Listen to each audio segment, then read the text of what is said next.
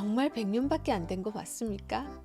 오늘 리뷰에서는 먼저 소설 전반을 아우르는 감상을 말씀드리고 19편 중에 가장 마음에 들었던 1, 2, 3등 세 작품을 집중 리뷰해 보겠습니다. 이번에 다시 읽으면서 김동인이 소설을 참 잘 쓰는 작가구나 라고 생각했습니다. 대망의 1위! 제가 지난주에 한국 단편소설 중 최고로 치는 작품이 이 안에 있다고 말씀드렸죠. 혹시나 했는데 역시나 부동의 1위였습니다.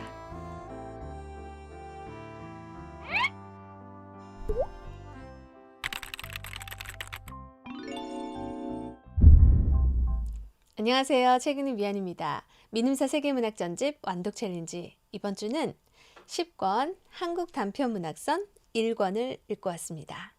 제가 지난주에 오랜만에 모국어로 된 소설을 읽게 돼서 신난다고 했었죠. 세상에 사전을 찾으면서 읽게 될 줄은 생각도 못했습니다. 방언도 방언이지만 일본어도 많이 나와요. 지리가미가 뭔지 아세요? 휴지라고 하더라고요. 또 대화체를 보면 그 당시 실생활에서 어떤 말을 썼을지 추측할 수 있잖아요. 정말 격세지감이었습니다. 여기 19편의 단편이 실려 있는데 현진건의 빈처 한 작품만 빼면 전부 지금으로부터 100년 안에 쓰여진 소설들이에요. 정말 100년밖에 안 된 거 맞습니까? 한국이 100년 동안 참 경랑의 세월을 보냈구나 하는 생각이 절로 들었습니다. 발표된 시기를 좀 더 자세히 말씀드리면 19편 중에 5편이 1920년대 작품이고요.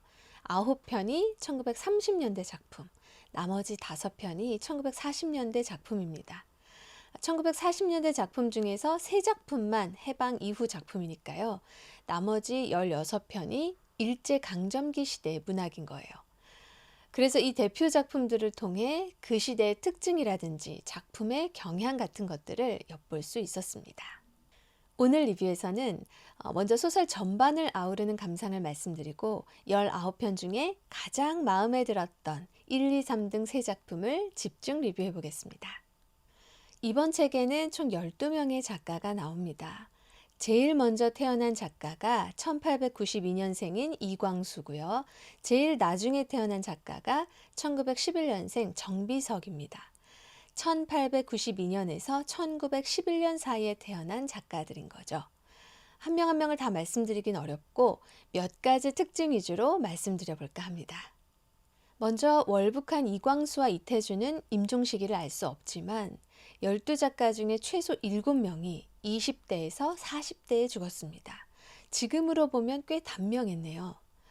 당시의 평균 수명 자체가 매우 낮았다고 하는데 여기 실린 작가들도 거의 병을 얻어서 죽었더라고요. 당시에 글을 쓰던 사람들은 확실히 지식인들이었습니다. 12명 중에 7명이 일본 유학 경험이 있습니다. 이광수, 염상섭, 현진건, 김동인, 나도향, 채만식, 정비석이죠. 일본 유학을 하지 않았더라도 고학력자들이었습니다. 이태주는 상지대학에서 공부했고 이효석은 경성제국대학 영문과 출신이죠. 농촌을 소설의 주 무대로 했던 김유정도 연희 전문 중퇴학력을 갖고 있습니다. 유일하게 최서해만 성진보통학교 5학년 중퇴학력을 가지고 있어요. 또 당시 작가들은 동인지를 만들어서 서로 교류하며 활동했죠.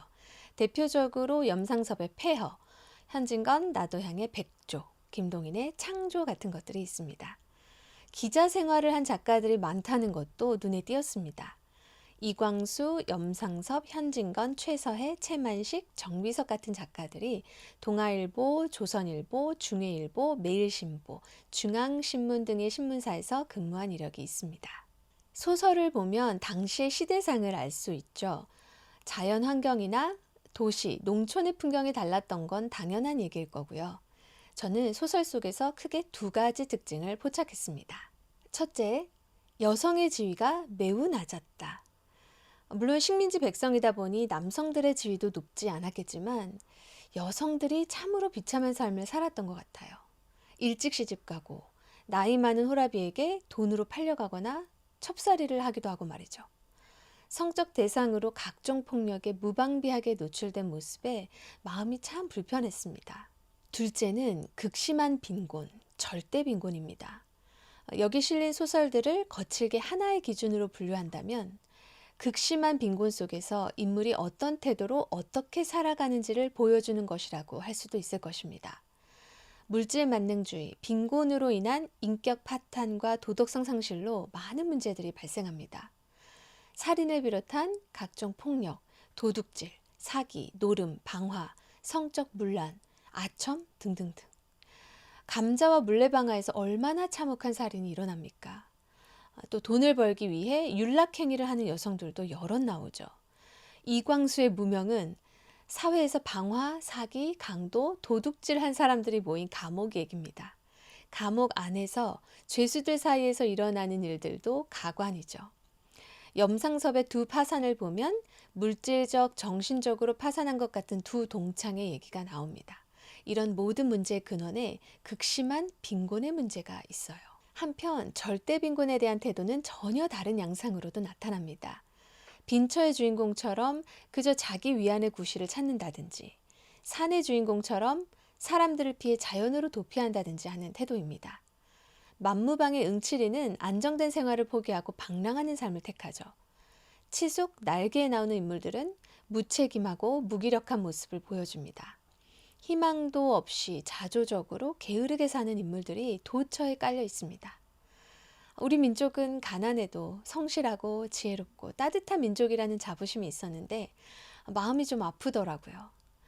물론 착하고 근면하게만 살아가는 인물들은 소설의 주인공이 되기 어려운 측면이 있죠. 이 책은 또 이남호 교수가 선택적으로 엮은 것이기도 하고요. 조선 프롤레타리아 예술가 동맹, 즉 카프 문학은 한 편도 실리지 않았습니다. 그럼에도 불구하고 이 책에 실린 소설들이 그 당시를 대표하는 작가들의 대표적인 소설인 것을 감안하면 식민지 시대라는 특수한 시대에 대한 울분이 드러나지 않은 것이 많이 아쉬웠습니다. 그저 빈곤과 개인적인 타락 또는 현실 외면의 측면만 드러난 것이 아닌가 하는 아쉬움이었습니다. 자, 그러면 이제부터는 19편 중에 제가 1, 2, 3등으로 뽑은 세 작품에 대해 좀 더 자세히 얘기해 보겠습니다. 먼저 3등인데요. 1등과 2등은 금방 정할 수 있었지만 3등은 세 작품 중에 고심했습니다.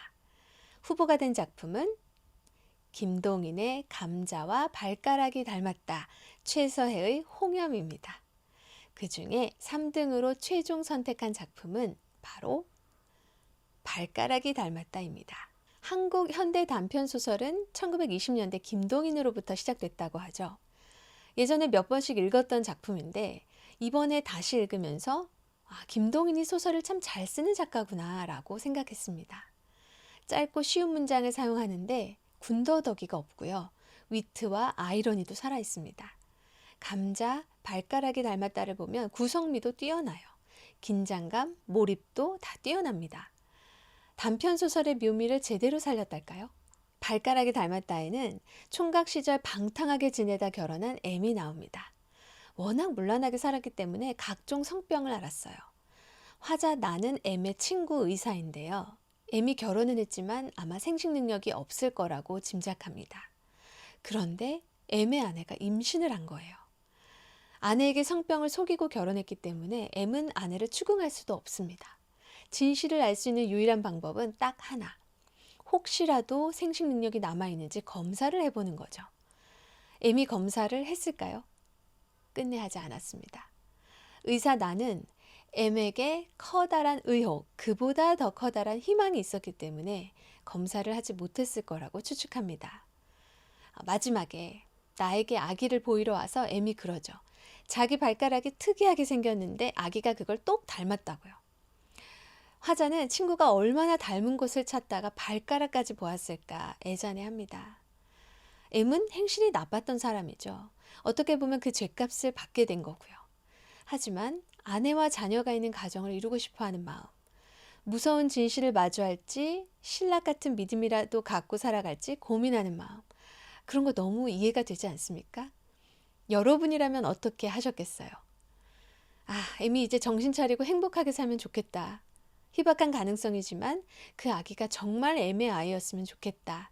이런 희망을 독자에게도 갖게 하는 소설이었습니다. 개인적 취향 2위 소설은 너무 잘 알려진 작품이죠. 이호석의 몸 읽고 필 무렵입니다. 국어 교과서에 실렸던 작품이잖아요. 공부하면서 읽었을 때는 잘 몰랐는데 다른 작품들과 비교하면서 읽다 보니까 이 작품이 얼마나 서정적이고 완성도 있는 작품인지 알겠더라고요. 저는 원래 의미 없는 배경 묘사가 길게 나오는 걸 별로 안 좋아하거든요. 이 작품은 특히 자연 묘사가 스토리와 인물의 인생과 어울리면서 기막히게 효과를 발휘한 작품이라고 생각합니다. 주인공이 장돌뱅이 허생원이죠. 그의 삶 자체가 이 장터에서 저 장터로 끊임없이 돌아다니는 여정이에요. 길이 그에게는 고향이고 인생이죠.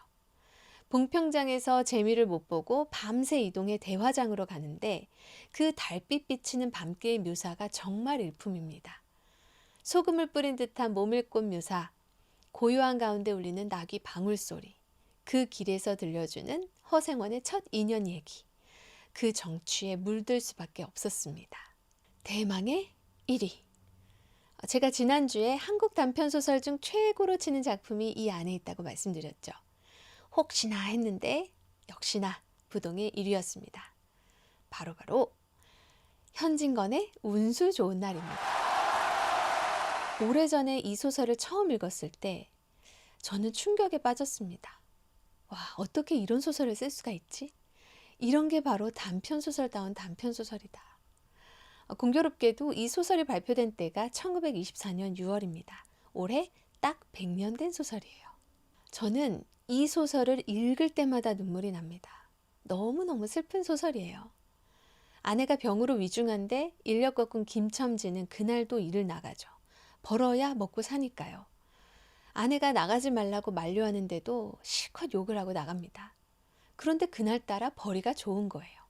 운수가 좋은 날이죠. 그런데 정말 운수가 좋은 날이었을까요?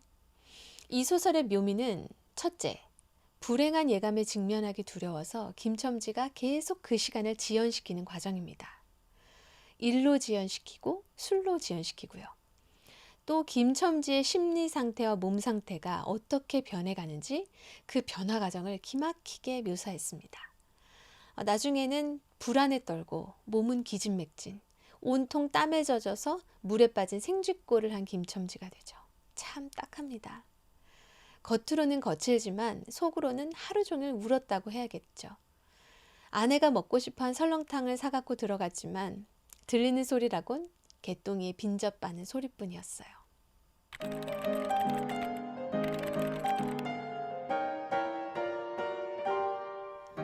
발가락이 닮았다에 나오는 화자 나입니다. 직업은 의사고 주인공 M의 친구죠. 유일하게 M의 모든 비밀을 알고 있는 나는 진정으로 친구의 행복을 바랍니다. 그 마음이 너무 따뜻하고 인간적으로 느껴졌어요.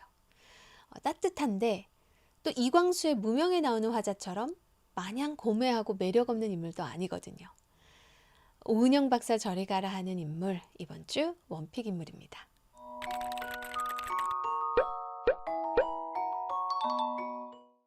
이 책을 마무리하는 한 단어, 무력감입니다. 이 19편의 소설에 중국인 얘기는 나와도 일본인 얘기는 한 번도 안 나왔습니다. 식민지 국가에서 그것도 민족 문화 말살 정책까지 있던 시기에 사람들은 무슨 희망을 가질 수 있었을까요? 특히 글을 쓰는 예술가의 무력감은 더 컸을 것 같습니다. 작품 곳곳에 사람들의 무력감이 깊이 배어 있다고 느꼈어요. 지난주에 사르트르의 책을 읽어서 그런지 예전에는 소설 자체만을 봤다면 이제 그런 시각이 좀 생기더라고요. 100년을 지나오는 동안 한국도 한국 소설도 참 많이 변했습니다. 요즘은 AI도 소설을 쓰죠. 앞으로 100년에는 어떤 시대가 펼쳐지고 어떤 소설이 쓰여질지 정말 궁금해집니다. 이로써 완독 챌린지를 시작하고 지금까지 총 10권의 책을 읽었습니다. 우리는 20권이 될 때 한국 단편문학선 2권을 읽게 될 겁니다. 다음 책은 프랑스 작가 서머싯 몸의 인간의 굴레에서입니다. 와, 달과 6펜스로 잘 알려진 작가, 글 잘 쓰는 작가죠. 이 소설은 자전적 소설이라고 하는데요. 이 책 뒤에 보니까 동물농장의 작가 조지 오웰이 그는 나에게 가장 큰 영향을 준 현대 작가이다 라고 했네요. 그리고 고어비달이라는 사람은 써머신 몸은 반드시 읽지 않으면 안 되는 작가이다 라고 했습니다. 읽어보고 싶지 않으세요? 2권짜리라 리뷰 영상은 계획대로 2주 후 업로드 되겠습니다. 본문만 1115페이지지만 2주의 시간이 있으니까 한번 도전해보세요. 좋아요와 댓글은 영상 제작에 큰 힘이 됩니다. 아직 까마득한 챌린지 초반인데요. 초반부터 함께 해주시는 구독자분들이 제게는 참 신기하고 소중합니다. 꾸준히 오래 같이 읽어요.